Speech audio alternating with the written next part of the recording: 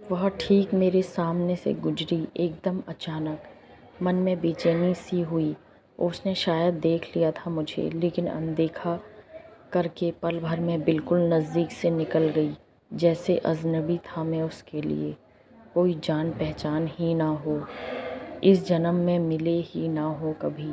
मेरा कोई अधिकार भी ना था उस पर कि आवाज़ देकर रोक सकूं और पूछूं कि कैसी हो, क्या चल रहा है आजकल। उसने भी शायद बात करना नाजायज़ समझा हो। शायद इस तरह आमने सामने से निकलने पर उसे लग रहा हो जैसे कोई गुनाह हो गया हो उससे। आज का दिन उसके लिए बुरा साबित हुआ हो। कहाँ से टकरा गए, क्यों, कैसे देख लिया। ये वही लड़की थी, लड़की पहले, अब तो वह महिला थी, शादीशुदा, किसी की पत्नी। लेकिन जब मेरी पहली मुलाकात हुई थी उस समय वो लड़की थी, एक सुंदर लड़की जो मुझसे मिलने के लिए बहाने तलाशती थी। मुझे देखे बिना उसे चैन ना आता था। हम कभी पार्क में, कभी रेस्टोरेंट में, कभी क्लब में, तो कभी सिनेमा हॉल में मिलते। धीरे धीरे प्यार परवान चढ़ने लगा। प्रेम के पंख लगते ही हम उड़ने लगे, आसमान की सैर करने लगे। जब मौका मिलता मोबाइल पर बातें करते, एक दूसरे को एसएमएस करते रहते। दोनों दुनिया से बेखबर प्यार में डूबे रहते। बहुत थे उसे देखने वाले, बहुत थे उसके चाहने वाले, लेकिन वो केवल मेरे साथ थी, मेरी थी। वह मुझसे बेइंतहा प्रेम करती थी। देखता तो मैं उसे रहता था, लेकिन मेरे देखने से क्या होता है। ताजमहल को हजारों लोग देखते थे। कॉलेज शुरू हो चुका था। वह प्रथम वर्ष में थी और मैं द्वितीय वर्ष में था। जैसा कि रिवाज चला आया है कॉलेजों में नए छात्रों की खिंचाई करना, उन्हें परेशान करना, अपमानित करना, प्रताड़ित करना। इसे परिचय का नाम देने वालों का पता नहीं था कि बाद में यह कुरीति बनकर गंभीर अपराध का रूप धारण कर लेगी। जब सीनियर छात्रों ने उससे कहा कि वह आई लव यू कहो, तो उसने इनकार कर दिया। लड़कों ने उसे घेर कर बियर पीने को कहा, उसने इनकार कर दिया। लड़कों ने कहा कि वह अपनी सलवार या कमीज़ दोनों में से कोई एक उतार दे, उसने मना कर दिया। सीनियर छात्रों ने इसे अपना अपमान समझा। उन्होंने उसके गालों पर तमाचे मारने शुरू कर दिए। फिर तमाचों की चोट से वो तिलमिलाकर चीखने लगी। सभी सीनियर लड़के बारी बारी आते और जोरदार थप्पड़ मारकर हंसते हुए निकल जाते। उसकी आंखों से आंसुओं की धारा बहने लगी। मेरा नंबर भी आया। मैं ठीक उसके सामने था। वो डर, क्रोध, अपमान से थरथरा रही थी। मैं उसके नज़दीक निकल गया, उसे बिना तमाचा मारे। फिर सीनियर छात्रों ने उसे ज़बरदस्ती बियर पिला दी, उसके कपड़े फाड़ने की कोशिश की। वह अपमान, वह पीड़ा से बिलखती हुई वहीं बैठकर रोने लगी। फिर बियर से उसका सिर भारी होने लगा। उसका चेहरा मेरी नज़रों के सामने घूमा। मैं वापस वहीं पहुंचा जहां उसकी रैगिंग हो रही थी। वहां कोई नहीं था, वह बेसुध पड़ी हुई थी। मैं उसे अस्पताल ले गया। उसके मोबाइल से उसके घर का नंबर लेकर उन्हें दिलासा दी। उसके पिता शहर के बड़े उद्योगपति थे। हालात मालूम होने पर उन्होंने पुलिस को इत्तला दी।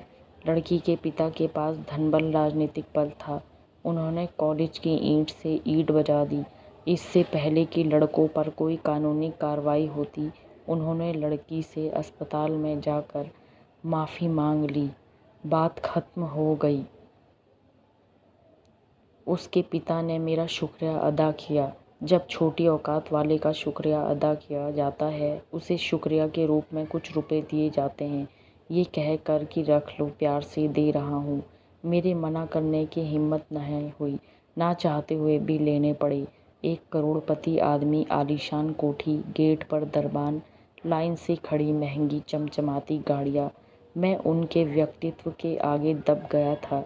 अगर कॉलेज के लड़के को उसके पिता की औकात के बारे में पता होता तो भूल कर भी ये गलती ना करती।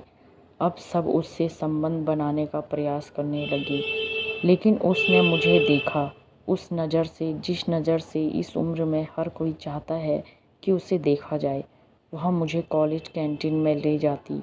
यदि मैं पहले से किसी दोस्त के साथ बैठा होता तो वो आकर कहती, एक्सक्यूज़ मी, क्या मैं बैठ सकती हूँ? क्या आप हमें अकेला छोड़ सकते हैं? मेरे दोस्त शर्मिंदगी गुस्से से उठकर चले जाते।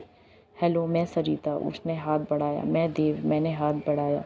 2 हाथ मिले, आंखें चार हुई, धड़कनों की गति बढ़ी, कुछ और नज़दीकियाँ बढ़ी और पास आए। गले मिलने लगे तो धमनियों में रक्त का संचार बढ़ने लगा। कॉलेज की ओर से पिकनिक टूर हुआ। मैं अपनी आर्थिक स्थिति के चलते जाने को राजी न था। उसने अपनी तरफ से मेरी फ़ीस अदा की और मुझे ये कहकर ले गई, पिकनिक तो बहाना है, हम एक दूसरे के साथ समय बिताने का मौका मिलेगा। सभी छात्र हिल स्टेशन का लुत्फ़ उठाते रहे, लेकिन हम दोनों बाहों में बाहें डाले अपनी ही दुनिया में खोए रहे। प्यार मोहब्बत के वादे करते रहे। हम दोनों एक दूसरे के दिल की गहराइयों में उतर चुके थे।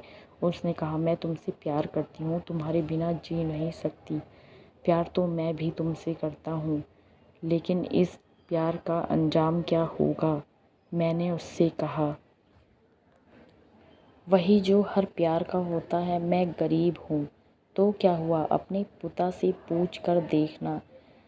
प्यार मैंने किया है, शादी मुझे करनी है, जीवन मेरा है, जीना मुझे है। इसमें मेरे पिता का क्या लेना देना? यह भी पिता से पूछ कर देखना। वह चिढ़ गई। मैंने उसे मनाने का हर जतन किया, उससे फिल्मी शेरो शायरी सुनाई, प्रेम भरे गीत सुनाए। उससे लिपट गया, उसके गालों को चूमा, उससे माफ़ी मांगी। वह खिलखिला पड़ी, स्वच्छ पवित्र बहती नदी की तरह, अपने नाम की तरह। हमारी मुलाकातें बढ़ती गई, हमारा प्यार बढ़ता गया। कॉलेज में सबको पता था हमारे प्यार के बारे में, सब जलते थे हमारे प्यार से। मैं डर गया, क्या सोचेगी, कहीं मेरी गरीबी का मजाक तो नहीं उड़ाएगी। किससे मिलाऊं घर में, गरीब मोहल्ले में 1-2 कमरे का कच्चा मकान, जवानी की दहलीज लांघ चुकी कुंवारी बहन जिसकी शादी दहेज के कारण ना हो सकी, विधवा बूढ़ी माँ जिसके मन में ढेरों बोझ, चेहरे पर झुंझलाहट और मुंह में कड़वे बोल थे। क्या कहेगी माँ कि मेहनत मजदूरी करके पढ़ाने के लिए भेजा और बहन की शादी करने के बजाय खुद इश्क कर रहा है, अपनी शादी की योजना बना रहा है।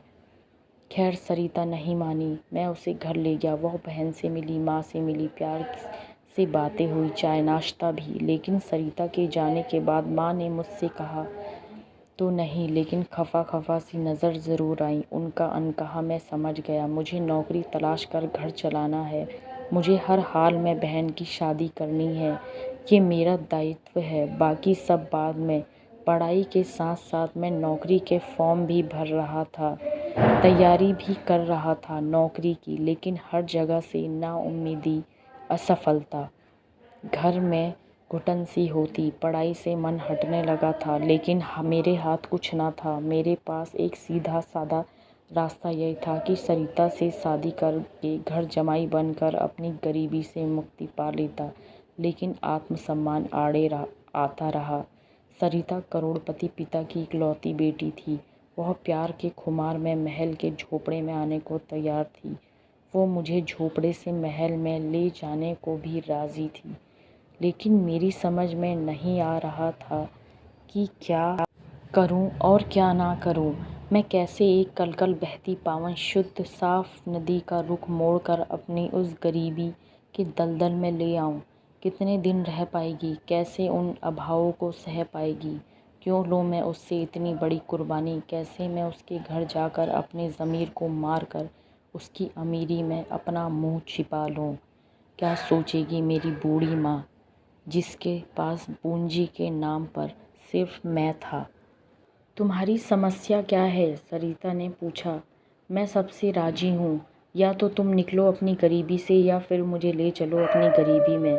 मुझे सिर्फ तुम्हारा साथ चाहिए, जगह जो भी हो, महल हो या झोपड़ा, जहाँ तुम वहाँ मैं। तुम्हारे बिना मुझे महल स्वीकार नहीं। मैं चुप रहा। तुम बोलते क्यों नहीं? सरिता ने झल्ला कर कहा। मेरे पास बोलने को कुछ नहीं है, मुझे समय चाहिए। समय का काम है गुजरना। समय गुजरता रहा। कॉलेज पूरा हो चुका था। मैं नौकरी के लिए प्रयास करता रहा। सफलता तो जैसे मेरी दुश्मन थी। सरिता मुझसे मिलती रहती, फ़ोन पर बात करती रहती। गुजरते वक्त के साथ मैं टूट रहा था और सरिता शादी की जिद पर अड़ी थी, जो कि उसके प्यार का हक था। सरिता का कॉलेज समाप्त हो चुका था। मेरी दुविधा को ख़त्म करने के लिए सरिता ने अपने पिता से बात की। एक दिन सरिता ने कहा, पापा ने घर पर बुलाया है, उन्हें कुछ बात करनी है। मैं उस विशाल कोठी के सामने खड़ा था। दरबान ने हिकारत से भाव से गेट खोला। विदेशी कुत्ते भौंक रहे थे। मुझे लगा जैसे मेरी गरीबी को दुत्कार रहे हों। विशाल कोठी के बाहर सरिता के पिता बैठे चाय की चुस्कियाँ ले रहे थे। मैं पहुंचा। उन्होंने बैठने को कहा। उन्होंने नौकर को इशारा किया। नौकर फौरन चाय लेकर आ गया। उन्होंने नौकर को जाने को कहा। अब मैं इस विशाल व्यक्तित्व के सामने खौफ खाए बैठा था। मुझे डर नहीं था, लेकिन मैं अपनी औकात से वाकिफ था। उन्होंने अपनी रौबदार आवाज़ में कहा, क्या चाहते हो? जी कुछ भी तो नहीं, मैंने अचकचा कर कहा। सरिता से शादी करने की हिम्मत है? जी नहीं। घर जमाई बन सकती हो? जी नहीं। फिर आगे क्या सोचा है? मैं चुप रहा। शादी तुम कर नहीं सकते, नौकरी तुम्हें मिल नहीं रही, घर की जिम्मेदारियां निभाते जीवन गुजर जाएगा। मेरी बेटी का क्या होगा? उसे मना कर दो। क्यों उसका वक्त बर्बाद कर मेरा मतलब जीवन खराब कर रहे हो? मैं फिर चुप रहा। तुम्हारा आत्मविश्वास डगमगा चुका है देव। चलो एक समझौता करते हैं। सौदा चाहो तो सौदा समझ लो। नजरें झुकाए शांत बैठा था। एक नज़र सरिता के पिता को देखता, फिर नज़रें झुका लेता। मैं अपने दोस्त की कंपनी में तुम्हें नौकरी दिलवा सकता हूँ। सुपरवाइज़र की पोस्ट खाली है, अच्छी तनख्वाह है। तुम्हारी बहन की शादी के लिए लोन भी दिलवा सकता हूँ। बदले में तुम्हें सरिता को छोड़ना होगा। मुझे नौकरी मिल गई, बहन की शादी के लिए पैसा, बूढ़ी माँ का बोझ उतर गया। उसने अपनी जिम्मेदारियाँ और प्यार में से जिम्मेदारी को चुन लिया है। तुम उसे भूल जाओ। ना वह घर जमाई बनकर रहने लायक है और ना ही वैसा दामाद है जैसा मुझे चाहिए था, पूर्ण समर्पित तुम्हारे प्रति। वह वैसा नहीं है और ना ही तुम्हें अपनी गरीबी में रखने को राजी है। तुम रह भी नहीं पाओगी, वह जानता है। सरिता मेरे पास आई। उसने अपना गुस्सा मुझ पर उतारा। क्यों किया था प्यार? क्यों किए थे झूठे वादे? तुम फरेबी निकले। मुझे नहीं पता था कि कॉलेज में मुझे थप्पड़ ना मारने वाला लड़का मुझे बेहोशी की हालत में अस्पताल ले जाने वाला वो दिलेर लड़का बेकारी और कर्तव्यों के बोझ से इतना दब जाएगा कि अपने प्यार से बचकर भाग निकलेगा। मैं चुप रहा तो मेरी चुप्पी ने उसे तोड़ दिया। वह कल-कल बहती पवित्र नदी का शुद्ध जल आज मेरे सितम, मेरी चुप्पी से रुक सा गया था। मानो किसी बड़े बांध में बंधकर उस प्रवाह रुक गया हो। उस उमड़ती घुमड़ती नमी नदी का पानी मटमैला हो गया हो। तुमने मेरा सौदा कर दिया, मुझे बेच दिया अपने कर्तव्यों की आड़ में। मुझे कॉलेज की रैगिंग के भी चाटे वो कहे वह अपमान उतना भारी नहीं लगा जितनी तुम्हारी खामोशी। तुम अपनी गरीबी, अपनी जिम्मेदारियां, अपनी बेकारी में अपने प्यार को हार चुके हो और वो चली गई। आज वर्षों बाद जब सरिता इतने नज़दीक से अचानक से गुजरी तो यूं गुजर गई मानो मैं उसके लिए दुनिया से गुजर गया हूँ। शायद दुनिया का सबसे गुजरा व्यक्ति था। तभी तो उसने पल भर रुकना, मेरी तरफ देखना भी गवारा नहीं समझा कि पीछे उसका पति था, मेरा कॉलेज का दोस्त, रैगिंग मास्टर। समर मुझे देखकर रुक गया। बोला, अरे देव, तुम यहाँ कैसे हो? मैं ठीक हूँ, अपनी कहो। मैंने पूछा। मैं भी ठीक हूँ, पर तुम यहाँ कैसे? समर ने पूछा। भाई समर, मैं यहाँ कपाड़िया से मिलने आया था पॉलिसी के संबंध में, वरना इस बड़े और महंगे होटल में मेरी क्या औकात आने की। वो हंसा। मैं कपाड़िया हूँ, मैंने ही बुलाया था। मैं भौचक्का रह गया। तुम तो समर राठी हो, क्यों मजाक कर रहे हो? उसने मेरी बात काट कर, चलो कॉफ़ी पीते हैं। मैं एजेंट था, क्लाइंट के पीछे चलना मेरी मजबूरी थी, मेरी रोजी रोटी थी। समर ने कॉफ़ी मंगवाई। मैंने फॉर्म निकाला। मैं उसके बताए अनुसार फॉर्म भरता गया। नॉमिनेशन में सरिता कपाड़िया का नाम आते ही पल भर के लिए हाथ रुक गया। समर ने हंसते हुए बताया, तुम्हारी चुप्पी से सरिता कटी पतंग की तरह हो गई थी। मैं भी मध्यम वर्गीय का था, मुझे भी पैसा, ऐशो आराम की ज़िंदगी चाहिए थी। यूँ समझ ले कि वह कटी पतंग मैंने लूट ली। मैं उसके जीवन में आया, उसे प्रेम, दिलासा, अपनापन दिया, उसका दिल बहलाया। वह पहले से टूटी हुई थी, मुझसे जल्दी जुड़ गई। उसके पिता ने शर्त रखी थी कि तुम्हें घर जमाई बनना होगा, अपना सरनेम चेंज करना होगा। मैं जो चाहता था वह मुझे मिल गया। मैं पूरी तरह कपाड़िया होकर सरिता और उसके पिता के कहने पर चला। आज मैं कपाड़िया सेठ हूँ। तभी सरिता आ गई। उसने मुझे उचटती निगाहों से देखा। मैंने उसे देखकर पहलू बदला। उसने कुछ पीने से इनकार कर दिया। समर ने पूछा, ये यहाँ कैसे? बहुत दिनों से पॉलिसी लेने के लिए फॉर्म भर रहा था। यह मुझे नहीं पहचान पाया। मैं पहचान गया। मैंने सोचा चलो दोस्त की मदद हो जाएगी। सरिता ने व्यंग से कहा, कैसे पहचान पाते? तुमने अपनी जात ही बदल ली। फिर हंसते हुए कहा, प्रेम तो कोई तुमसे करना सीखे। प्रेम में क्या जाति क्या धर्म। पर कुछ लोग ऐसे भी हैं जो अपने आप को बदल ही नहीं पाते। समर ने कहा लगाया। इस कहे में वो अपना अपमान छिपा गया। उसने मुझसे पूछा, देव घर में सब ठीक है? मेरा मतलब तुम्हारी पत्नी बच्चे। मैंने अपनी जिम्मेदारी के कारण शादी नहीं की। विधवा बहन के 2 बच्चों का पालन पोषण कर रहा हूँ। सुपरवाइजरी की नौकरी छोड़ दी। वो नौकरी मुझे एहसान लगने लगी थी। किसी का कर्ज कोई सौदा, फिर LIC में एजेंट बन गया। अब दिन रात ग्राहक तलाशता हूँ। सरिता की आंखें भर आई। फिर आंसुओं को रोकते हुए कहा, जो लोग जीवन में सही समय पर सही निर्णय नहीं ले पाते, जो लोग जीवन में बड़े फैसले नहीं कर पाते, उनका कुछ नहीं हो सकता। समर को लगा कि कहीं पुराना प्रेम फिर हिलोरे ना मारने लगे। अतः उसने उठते हुए कहा, अच्छा देव, हमें चलना है। चलो सरिता। देव अपनी फाइल व कागजात समेटने लगा। समर और सरिता बाहर निकल गए। सरिता यूं चल रही थी समर के साथ, मानो अंत में हर नदी का अंजाम हो ही खारे सागर में मिलकर मरना। उसने अपनी नीयत स्वीकार कर ली थी। देव की एक चुप्पी ने सरिता के जीवन में ऐसा बांध बना दिया कि उसे फिर से कलकल करते बहने के लिए किसी समर रूपी सागर में पनाह लेनी पड़ी। यह जानते हुए भी कि समर ने शादी उसकी दौलत की खातिर की है। गंगोत्री की गंगा खारे पानी में मिलकर विलीन हो चुकी थी। उसकी सरिता मर चुकी थी। सरिता के मरने में उसका भारी योगदान था। देव की सरिता, समर की सरिता, सागर में विलीन सरिता, उसकी चुप्पी से अधूरी, अतृप्त, उदास सरिता।